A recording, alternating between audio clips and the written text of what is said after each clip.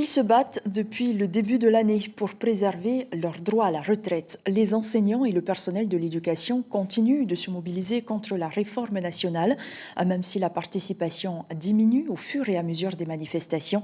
Ces grèves ont un impact sur le bon déroulement des cours.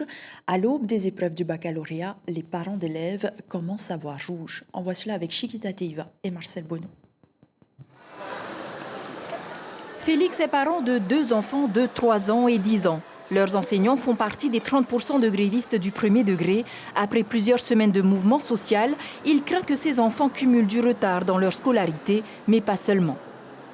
Comment va-t-on rattraper tous ces retards engendrés par maintenant bientôt 10 jours de grève d'affilée et ce n'est pas fini. Ils annoncent une grève la semaine prochaine. Heureusement que ce sont les vacances.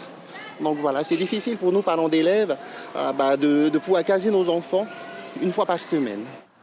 Membre de la Fédération des associations des parents d'élèves, Félix reçoit les plaintes de plusieurs parents, comme Hinavai, maman d'un garçon de 10 ans. Pour elle, pas toujours facile de s'organiser au dernier moment. C'est un souci en tant que parent, car il faut s'organiser, il faut pouvoir anticiper, de pouvoir trouver une personne pour pouvoir garder mon enfant. On te prévient la veille pour le lendemain, donc c'est problématique. Et surtout que ça devient un peu très souvent, donc c'est fatigant. Sur les 3400 enseignants, plus de 40% ont suivi la grève dans le premier degré et 15% dans le second degré. La DG2E rassure, les élèves ont des cycles de 3 ans qui permettent aux maîtres de remettre à niveau leurs acquis. On fait tout pour que ça n'impacte pas. J'ai une énorme confiance dans les enseignants, ils ont une très grande conscience professionnelle, ils veulent que leurs élèves réussissent. De toute façon, c'est eux qui auront les élèves à prendre en charge au cours des semaines, des mois et années qui viennent. Et par conséquent, ils vont faire en sorte que les élèves, à l'issue de leur scolarité primaire, maîtrisent bien tout ce qu'ils doivent maîtriser.